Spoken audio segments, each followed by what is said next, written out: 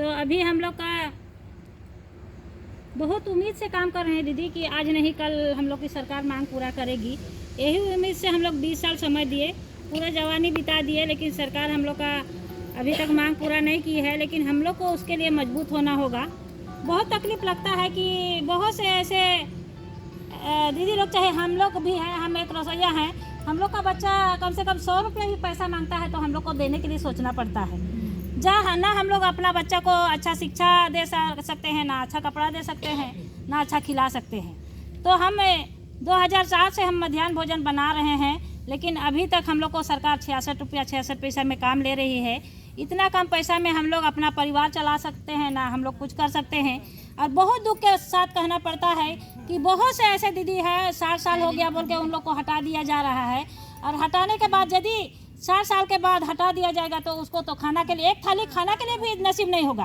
क्योंकि हम एक उम्मीद से काम किए हैं, आज नहीं कल हमको सरकार देगी बोल के, लेकिन हम लोग को अब 60 साल हो गया बोल के हटा रही है। यदि सरकार हटा रही है तो हम लोग का बेटी या बहू को रखा जाए, या तो हम लोग को सरकार 2004 से न्यूनतम वेतन दे, 2004 से न्यूनतम वेतन दे, या तो जब तक हम लोग इस धरती में रहेंगे तब तक हम लोग को खाना खिलाए। अगर दूसरा का बेटी बहू को रखते हैं तो इसीलिए हम लोग मांग कर रहे हैं सरकार से कि हम लोग का न्यूनतम वेतन दिया जाए। अभी हम लोग को बोला गया है कि 10 महीना की जगह 12 महीना दिया जाए, देंगे बोले हैं, और 1000 बढ़ोतरी बोले हैं। लेकिन लागू करेंगे तभी हम लोग मानेंगे, क्योंकि हम लोग को 2020 में बोला गया था कि 500 रुपया बढ़ा दिया गया है, लेकिन 1 साल के बाद हम लोग को सरकार दी। इसीलिए हम लोग चाहते हैं कि अगर हम लोग को यदि सरकार लागू करेगी तो जब भी लागू करेगी जल्द से जल्द हम लोग को सरकार दे।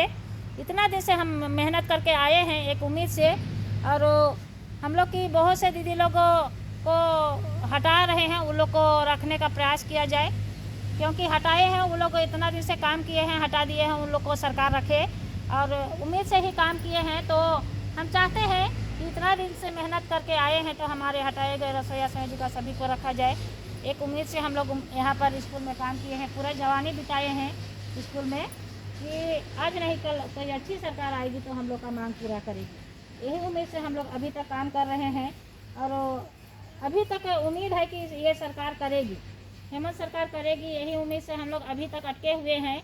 अगर सरकार हमारी मांग को नहीं मांगती है तो हम लोग किसी भी तरह का आंदोलन करने पर बाध्य हो जाएंगे।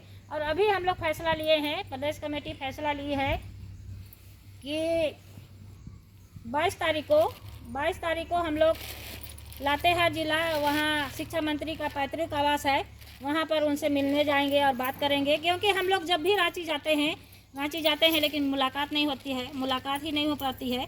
इसीलिए हम लोग चाहते हैं कि वहाँ जा कर के शिक्षा मंत्री से मिले। अगर वहाँ भी नहीं मिलते हैं तो हम लोग 1 तारीख का मजबूरन होकर हम लोग मुख्यमंत्री का घेराव करने पर मजबूर हो जाएंगे, क्योंकि हम लोग का मांग पूरा नहीं हो। सबको आंगनबाड़ी सेविका हो गया, सहिया हो गया, पारा शिक्षक हो गया, सबके लिए सरकार कर रही है, लेकिन हम लोग का रसोइया संयोजिका के लिए सरकार हम आंख बंद करके है।